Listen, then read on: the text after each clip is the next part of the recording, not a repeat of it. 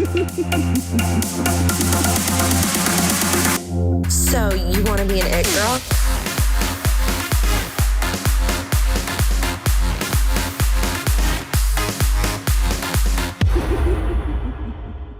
Hi guys, and welcome back to Confessions of a Wannabe It Girl. Today I am joined by Tatanya Frost from Bipolar Rights. Tatanya is a mental health advocate. She's also writing a memoir, and we are so happy to have you here. Welcome to the podcast. Thank you. I'm so happy to be here. Oh my gosh, I'm so excited to learn all about you. So I actually want to start before this whole journey started from you. Tell us about how you grew up, where you grew up, and then obviously kind of where your journey with this began. Yeah. So I was actually adopted from Russia when I was 3. That's where the name Tatanya comes from. It's Russian. I'm Russian. So growing up, I guess I was just a normal kid. I did a lot of theater. I was very into the arts. I was an Irish step dancer for 10 years. That was my niche hobby. And I'm a college student now. It's my last year. I'm a psychology major. And I'm going off to grad school in the fall. And I'm just here living my best life. The reason I run this account, Bipolar Rights, I was diagnosed with bipolar disorder when I was 17. That story, do you want to hear that story? It's kind of wild. Okay. Let's get into it. Yeah, totally. Let's get into it. So, growing up, I did a lot of theater. We'll start there. And when you do theater, it's all about getting in touch with your body because your body is your instrument and learning how to be in tune with that. Mm-hmm. And so I was always very in tune with my emotions in either a good or bad way, either meaning I knew how I was feeling and accepted it, or I knew how I was feeling and I spiraled and dwelled in it. And I experienced probably my first depression when I was about 10 years old. And then, when I became a teenager, it got a lot worse. And I kind of dealt with that personally, just didn't really talk to anyone. I didn't grow up in the type of family where talking about your emotions and that vulnerable side of being human was encouraged. And I didn't really know how to talk about it. I don't think there are a lot of teenagers who have the language to describe what those feelings, the weight of those feelings. And so I dealt with that in my own way. And then when I was about 16, 17, I started experiencing mania for the first time. And being in tune with my body, thank God, I was able to kind of recognize hey, this isn't normal. This doesn't feel like me. And at the time, it was really hard to decipher what was me being myself, my high energy, go-getter, ambitious, always doing something self versus a manic episode. Because in the beginning, they looked very similar, but kind of what differentiated normal from manic to me was the swings between high and low, because bipolar disorder, I have type 1, which means I experience mania, which is up here, very, very high, and then going into a low, a depressive state. And it was those switches that kind of got me realizing, oh, hey, this isn't normal. I don't know why I'm having all these very big feelings all of the time. And so I ended up, I hadn't really told anyone, but I looked a lot up on the internet, as you do. And I ended up making an appointment for myself to go to a clinic, a mental health clinic near me. What I didn't know was, being a minor at the time, I needed adult permission to get evaluated. And I also needed my insurance, which I didn't have my insurance.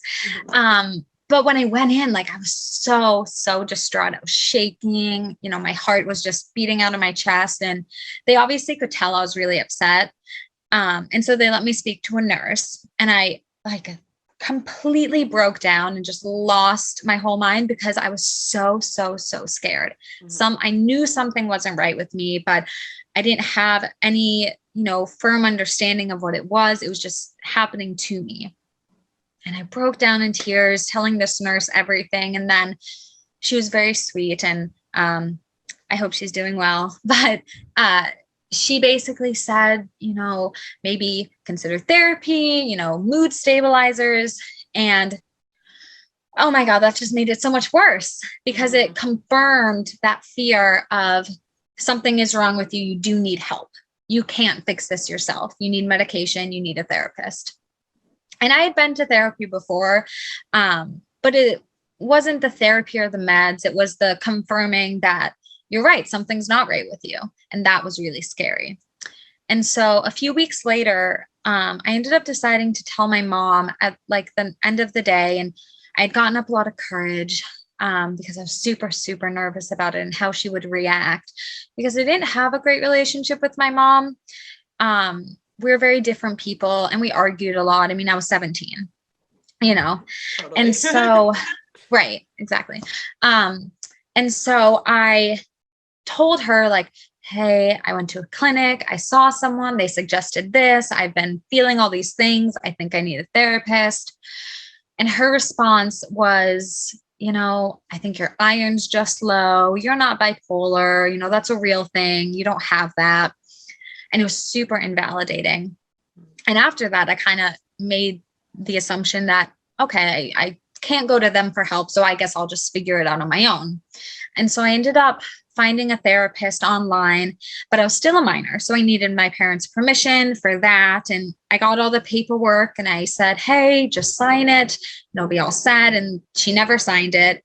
And I ended up getting into therapy because I'd had a really bad day at school. And the school counselor was just like, girl, talk to someone.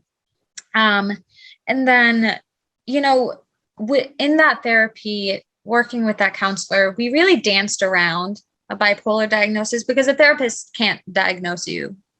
That's important to know. Yeah. A therapist, they don't diagnose. A psychiatrist can give you a diagnosis. That's not what a therapist does to get, a formal diagnosis. And so at the end of that school year, I was still in therapy, but I wasn't on any medication.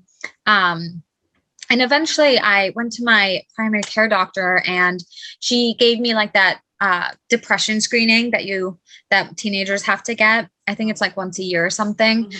And she was like, oh, so you're depressed. And she put me on Prozac, which if you have bipolar and you put on Prozac, it has really terrible effects. And it made my mania so much worse because Prozac is an antidepressant.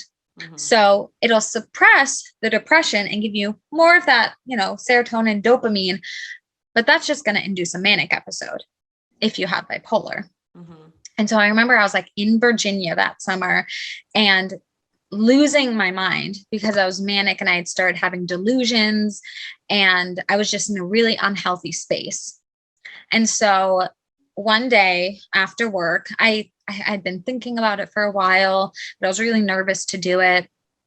And one day after work, I just made the decision. I was like, I cannot support myself. I'm not getting enough help. I need more support and more access to help than I'm currently getting. And so I drove myself to the emergency room and I said to the nurse, I'm going to kill myself. And I was thankfully able to get in to a psychiatric hospital. And then I spent about, I think 3 weeks inpatient and then another like 3 weeks outpatient. So I was there for a while getting treatment. And that's where I got my formal diagnosis. And then it was my senior year of high school and I wanted to go to this college really, really far away. Mm-hmm. It was like 5 hours away. But I just gotten out of the mental hospital and there are so many restrictions and people watching me like a hawk to make sure that I wasn't gonna, fall apart. And, I had to ask to borrow scissors. Even in school, there are a lot of restrictions. Mm-hmm. All the knives were locked up, anything I could self-harm with. And I was a really creative self-harmer. So that like excluded quite a bit.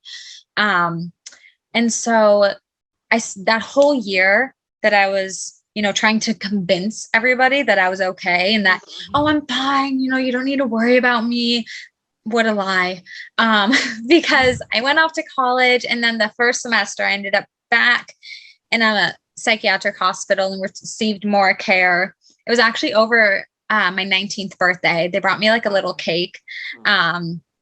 Yeah, very memorable. I'll never forget that.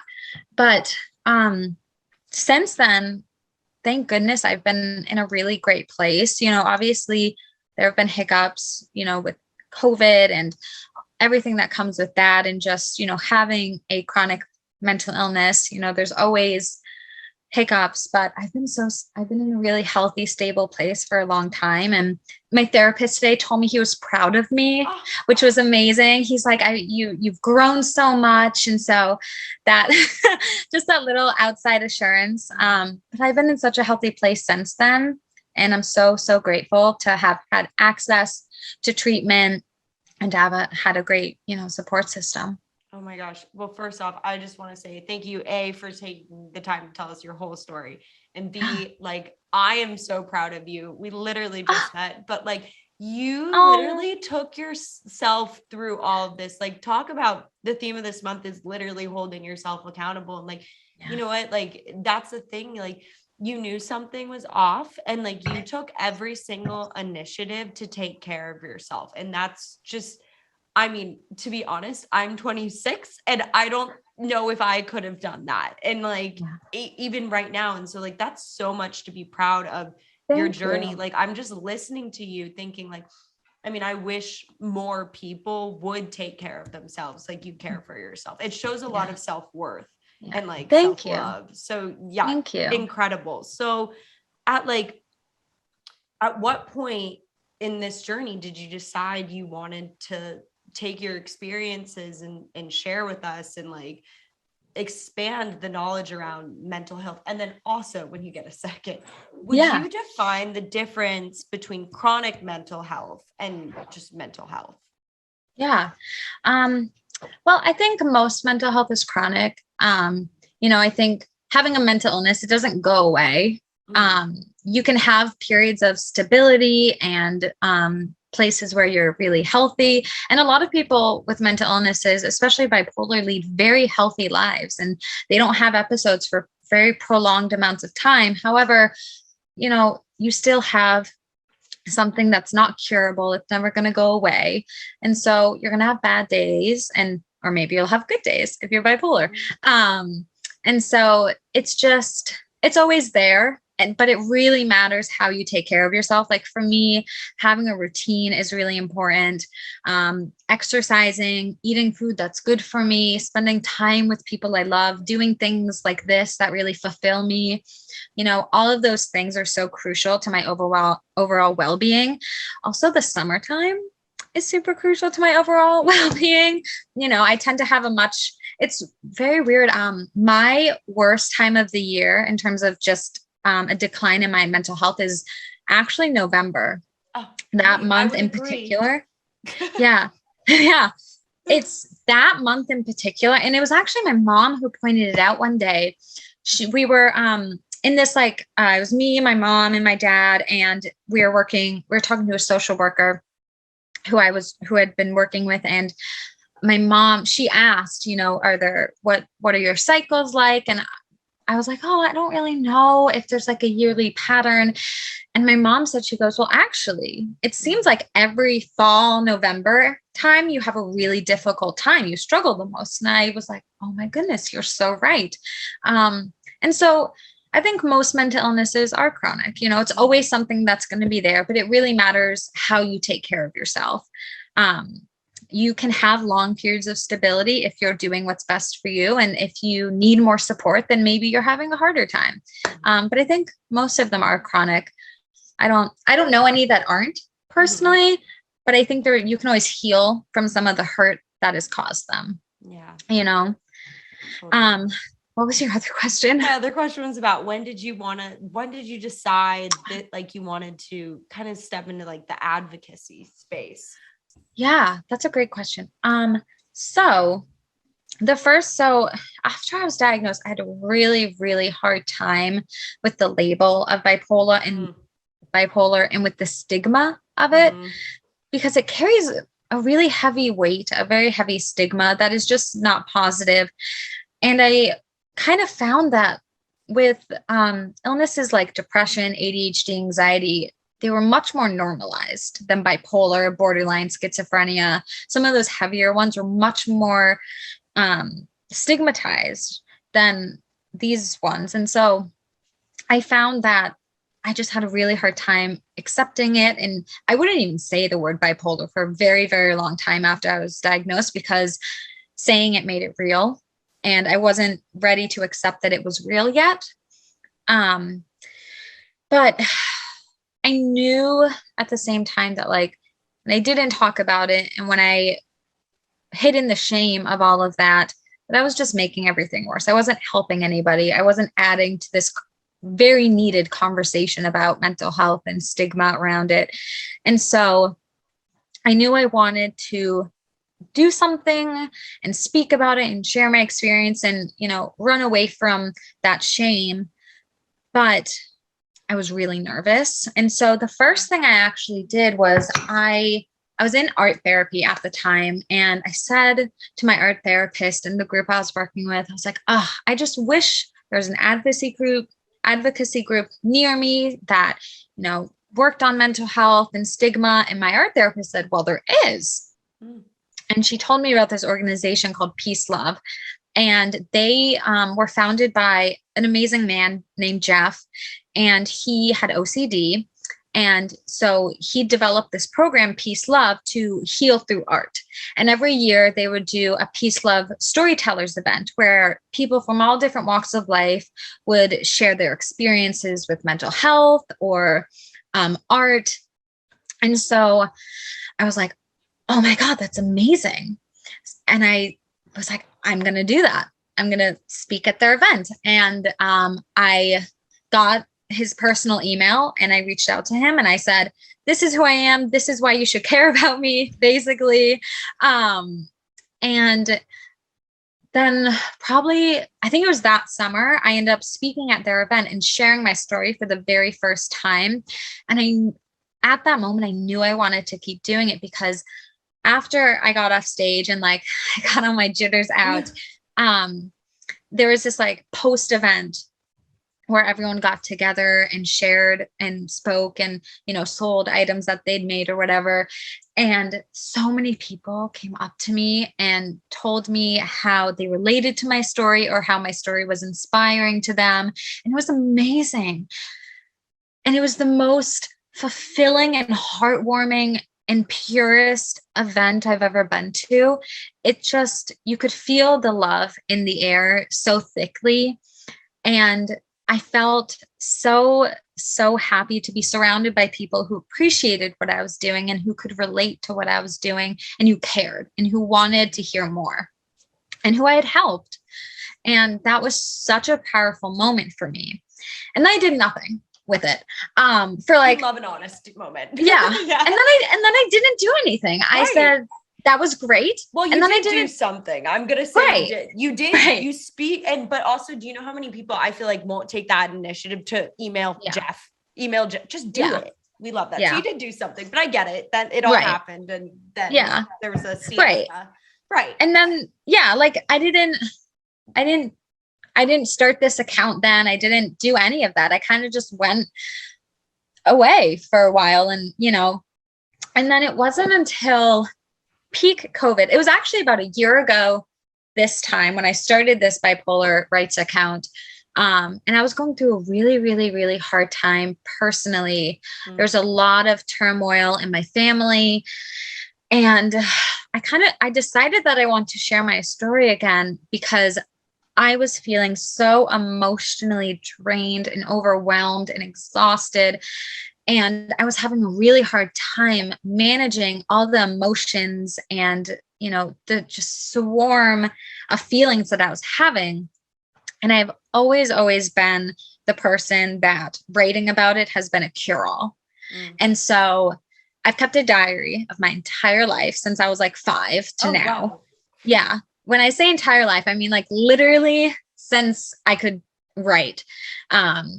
And I think I thought I was going to do that and I never did. So I'm very impressed by that. Oh, thank you. Honestly, at this point, it's more of like a time capsule because I love looking back on them. And so sometimes I write because I'm having feelings, but a lot of times I write just to update my future self, just so that my future self can read it and be like, oh, this is what was happening at this point in time.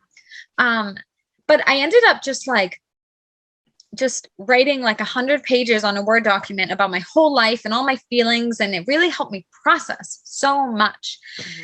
And I reflected on when I was diagnosed with bipolar and how there's really nobody in my personal space that had that diagnosis or even had a mental health condition that was similar or who I could talk to and relate to. And I turned to books and to documentaries and videos. I watched, listened, and read everything on bipolar, everything. Wow. From journals to personal like stories on blogs and everything, because there was no one in my life to connect with about it. And I ended up really loving some of the books that I'd read, some of the memoirs. And in that moment, I was like, I could write a memoir. I'd always wanted to write a book. Right. You know, I had always wanted to write a book. And I reflected on how reading someone else's story really helped me feel less alone and empowered and understood. And I wanted to be able to help give that to somebody else. And when I started writing the book, I was doing a lot of research on publishing and how to write a book and what does it take? And it's a lot of work. But the number one thing was just like, no matter what route you go, you have to do your own marketing. And I was like, I know nothing about marketing. And so I started the Instagram page in order to basically promote myself and for very selfish reasons, to just market who I am and my story. And like a year later, that's not what it is. It's about, this amazing community that I've built of people who understand each other and who can relate and who can share their stories in a safe space. I post a lot of things where I ask people to share their experience. And it's amazing because it facilitates this raw conversation that needs to happen in this community. Mm-hmm. I think the desire to be educated and to learn is really what's going to be the catalyst for change in mental health. And that's what this Instagram page and this memoir is really all about. It's about people who have a desire to learn and be educated. And a lot of my followers aren't necessarily people who have bipolar, but are people who love someone who does. Right. And it's just the most magical thing. And I knew I loved doing it when I did it and I spoke at that conference, but I didn't realize how impactful it was until I started this social media account, because I wanted to be able to provide a voice for those who haven't found theirs yet. And I did, and I love doing it. And now it's really just a passion project of mine that I keep up with because I know that it helps people, I love that. No, I think that's so important. And I think that's so true that I think people who want to know more about what is bipolar, and then even for somebody who is, or maybe is discovering if they think they might, I think it's just such a great informational source. I was kind of curious if you could shed some light on what does it really mean to be bipolar in the unstigmatized ways, because there is, and I would also like to get into that some too. We love to debunk on this podcast. My favorite thing is to literally debunk what entertainment and social media have told us about the world. I love lies. That. But yeah, first tell us kind of really what it's actually like, and not the Hollywood version of it. Yeah. Oh, well, the one thing I can tell you about the Hollywood version is that all they do is talk about the mania. And that's literally half of it. Right. That's half of it. So the reality of having bipolar is that episodes can last. A normal episode lasts for roughly 2 weeks, if not longer. So they're very long. I think when I was cycling at the most, my episodes would last for about a month at a time. So I'd be depressed for a month and then I'd be manic for a month. And, it's not like a flip of the switch. There are people who do have what's called rapid cycling, and it's a lot faster. I believe it is less common, but it does exist where they can go through multiple episodes in a day. And that does happen, but it's significantly less common, I believe. And it's not like a flip of the switch or just wake up one day and I'm manic. It's a very gradual kind of exiting the depression. A great way to think of it is, you're up here is mania and down here's your depression. It doesn't just swap, it's a fall and an incline. Slide. Yeah. Right. Kind of like being on a roll. Right. Right. It's like being on a roller coaster. It's not, you don't just plummet down, it's a gradual slide. And what makes bipolar treatable is when you can recognize you're on that decline or incline and then treat that when that's happening.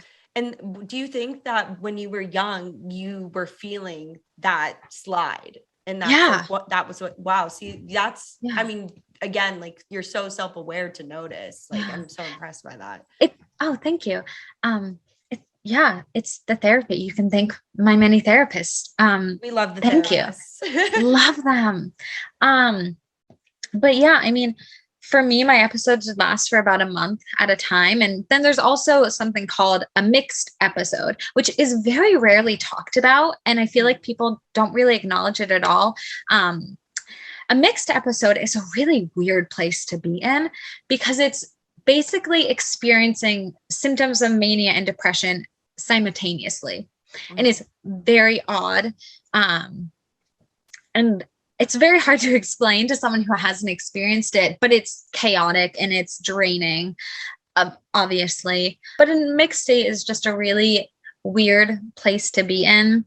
A depression episode, there has been some research, which is very interesting, that shows that people with depression or people with bipolar disorder, and I'm specifically speaking about bipolar disorder type 1 versus type 2. And I can clarify the difference between those. Yeah. Bipolar disorder type 1 includes full-blown manic episodes, whereas bipolar 2 actually has what are called hypomanic.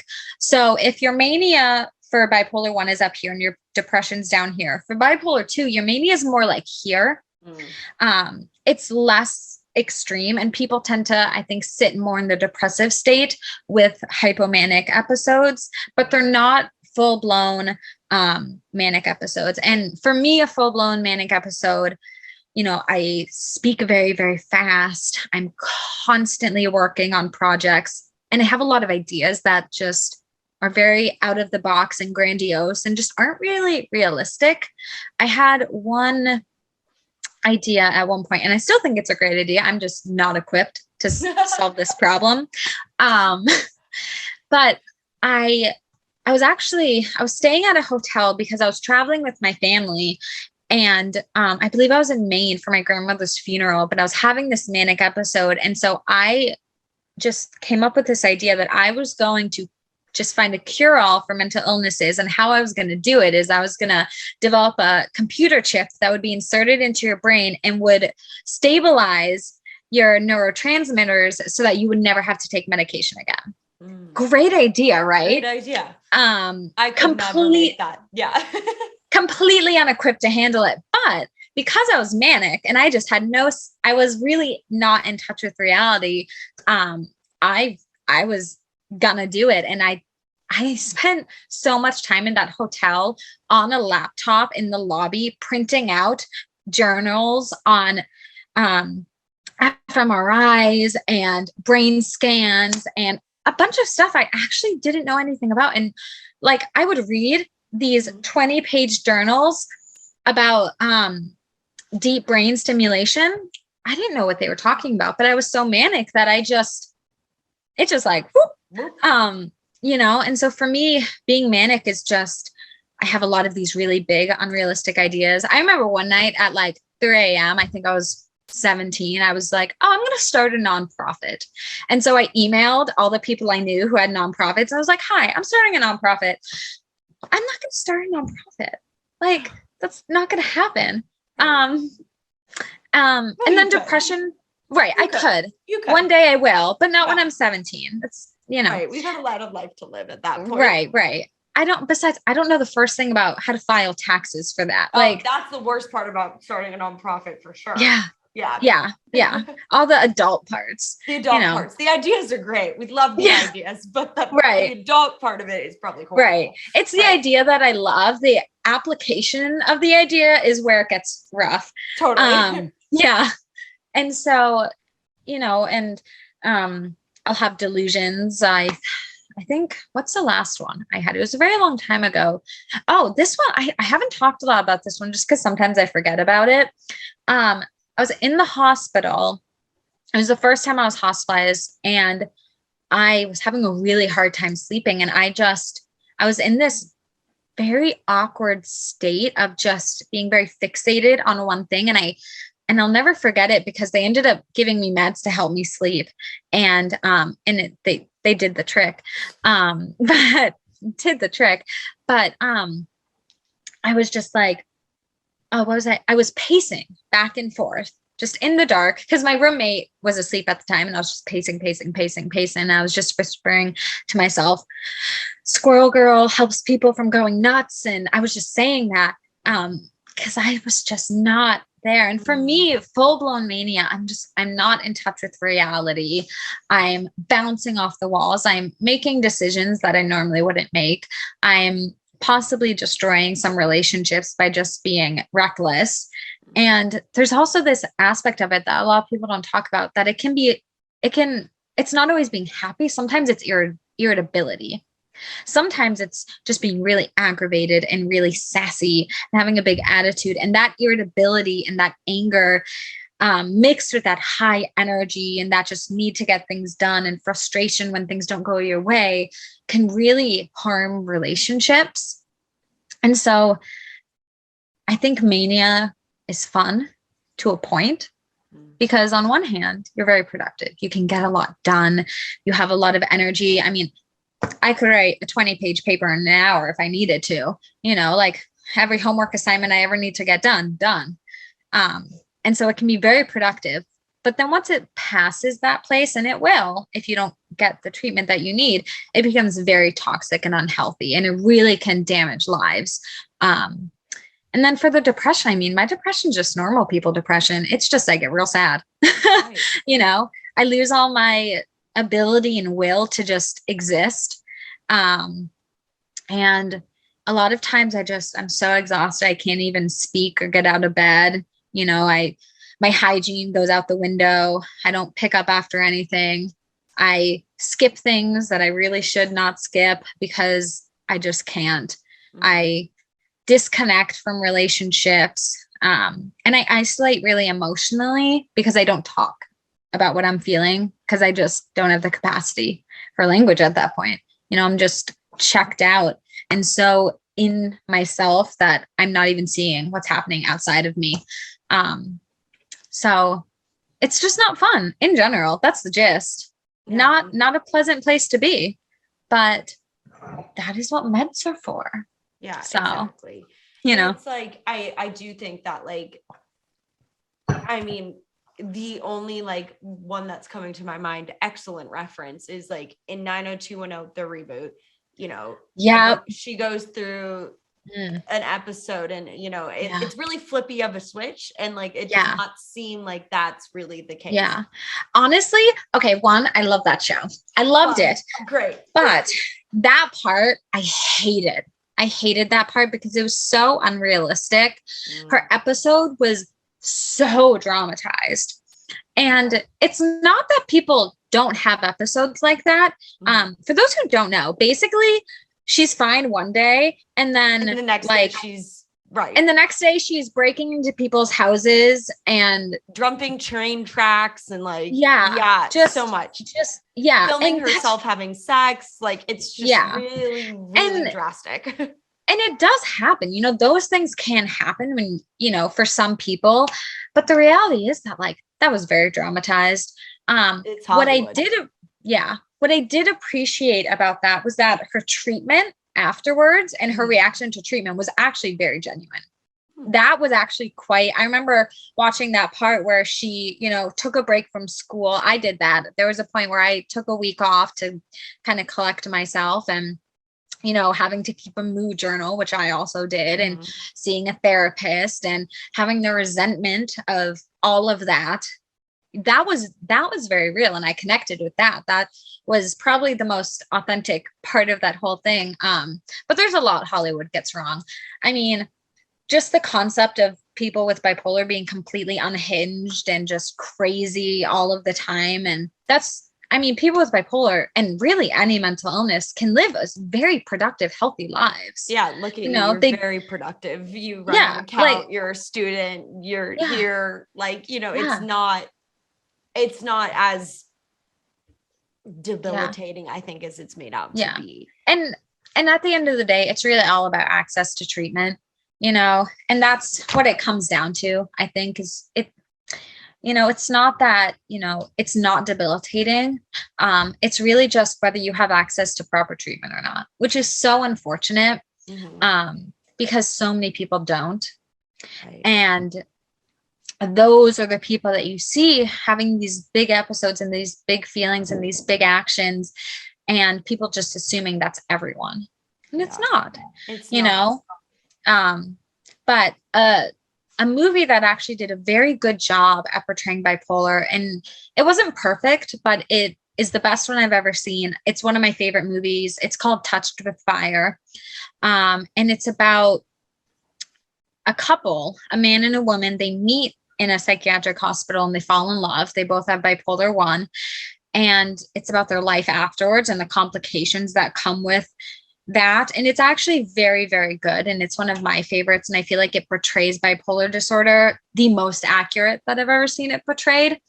The 90210 really made me mad at first, but I also watched it right after I was diagnosed, and I was just like, ugh, I just was resenting the whole label in general. So maybe if I rewatched it, I'd have different thoughts. I doubt it, but they did their best, at the end of the day, Hollywood's all about just people watching it. So they dramatize it, and you can't take it personally, right. I'm glad you have that outlook, because I do take it personally. I just believe so much that media and social media give people the narrative to explain things to people that don't know, like myself. Until I was much older, had never really understood what mental health was, or even what maybe bipolar disorder was. And so to me, that was it, and so then if somebody in my life experiences bipolar disorder, that's the only thing I have to draw on. That's why I think it's so important to have, I totally get a dramatized Hollywood. I'm an actor myself. I love it, live it. We're not adding it, but I do believe it's very important for these medias to portray accurately for, 17-year-old, 16-year-old Marley living in New Mexico, not knowing a clue, to learn, or ask questions. I did want to talk a little bit about treatment and getting treatment. I heard you talk on your Instagram about having a care plan. Can you tell us what that is? Yes, I can tell you what that is. So for me, a care plan has been so essential for me, and then also my loved ones. So a care plan is literally what it sounds like. It is a plan for when you need some support and you can't support yourself, or when you need support and you want to support yourself, but in the moment you're having a really hard time figuring out how to do that. So on my care plan, because I have both mania and depression, and you can customize it to whatever you need to do, it's 2 columns, and it's for manic and depression. And it's basically just listing all the ways, all the coping skills that I can use in that moment to help myself. And all of my loved ones have this because there are times where I can't support myself. And this is helpful for them because they don't have to guess on the spot. They don't have to remember what I said 2 months ago. They can just have access to that and then utilize it as a tool, because at the end of the day, it's a tool, and it's super, super helpful, even for myself, because there are times when I know I'm having a tough time and I know I need extra support, but I'm kind of blanking on what my go-to coping skills are because I'm feeling so emotionally overwhelmed, and I can refer to that. And I have it on my phone. It's in my notes app. Honestly, it's nothing fancy. And I can refer to that and be like, oh, you know what? I think drawing right now, or painting, or listening to music would be a really great thing to kind of bring me to a healthier space. And you can really customize it to whatever you need. I also have another version of it where it kind of shows for me the warning signs. And a lot of my loved ones have that too, where it shows, okay, this is how you know I'm getting to an unhealthy space, so that we can intervene before I need serious treatment. So, if I'm talking really fast, if I have a ton going on, if I'm having delusions, or if I'm sleeping too much, too little. And that way they can have all this information so they don't have to guess. It really makes it easier for every single person. Because it's just a go-to surefire way. And it really is super, super helpful for me. And I know my boyfriend used it. I know my aunt has used it, for those times where you need to help support somebody. And that way you don't have to guess or make anything up, and you just can get to the solution. And I think everybody should have one, whether you've been stable for 10 years or not, Yeah. I was like, is it just for people who are bipolar? Can anybody have a care plan? Cause I'm an emotional wreck, all the time. And, my boyfriend will even say to me, and he's like, I don't feel like playing the guessing game about what you need from me. And I'm like, yeah, you're right. That's not fair for you to have to guess, and I'm like, maybe if I wrote it out. I do try now to be like, hey, I need a solution, or hey, I just need to vent, trying to use that language to know what they need, so they don't have to throw darts and see what lands. But I mean, that sounds like a great thing for just about anyone too. Yeah. Everyone should have one. It's basically just a blueprint of, hey, I'm having a bad day. Here's how you can support me, or here's how I can support myself. And it eliminates that guessing game. And it just makes it so much easier. And literally all it is a list of your coping skills. It's very basic. You can look up online 100 coping skills and pick out which ones you like the most. Right. If you don't have an idea of what your skills are yet. And coping skills are just things that you can do to make you feel better when you're having a tough time. Things that can either calm you down, or make you laugh or smile, or just get you out of a negative headspace. Something that I do that I feel like people think is weird, but it's super, super helpful. It's just like a little trick. When I'm experiencing a lot of intrusive thoughts and negative thinking, something I'll do is I'll do math, because I cannot think badly about myself and solve a calculus equation at the same time. I'm just impressed that you can solve a calculus equation. I do love this idea of a care plan a lot. If you, are thinking, what's your advice? I'm going to take that back. What's your advice to somebody who, thinks they might be struggling with a possible diagnosis of bipolar, and they're not sure and they're seeking help? What would you recommend being the first steps? The first step would just make a appointment with a care provider. Self-diagnosing is a tricky and messy and complicated and kind of dangerous thing. You don't want to self-diagnose. Don't go down that route. Don't do that. For many reasons. You can wrongly diagnose yourself, especially with mental illnesses. They're so complicated and so overlapping that you never really know until you speak to a mental health professional. So my advice, seek mental health professionals. I know a lot of places, at least where I live, there was a clinic, and if you brought your insurance and had parental permission, or if you're 18, you can get an evaluation with a psychiatrist. Now that's not an end all. The reality is that a lot of times getting a diagnosis for mental health can take a while, especially with something like bipolar, because in order to get a bipolar 1 diagnosis, you have to have had a manic episode. You cannot get the diagnosis without that. Wow. And so if they don't know that you've had a manic episode, you might have to wait, and I personally always feel like in order to get a proper mental health diagnosis, it should take a while, because you're not going to figure everything out in a day. You're not going to see it all in a day. I got my diagnosis after about a month, and I feel like that's appropriate. Granted, I lived in that space and they saw me 24/7. So it was very intense and very fast. But seek mental health advice. And if you can't, whether, you don't have access to healthcare or you don't have something like that near you, talk to a friend, get support elsewhere, and just do your best to educate yourself properly. Don't go on WebMD, the worst. Honestly, go on Google Scholar and look it up. Mm-hmm. Read some academic journals that are peer reviewed, and that's how I learned about it. I read a lot of journals because I didn't want to, because when you look up bipolar, I mean, so much comes up. Right. And, you don't want to feed yourself that negativity. You want facts.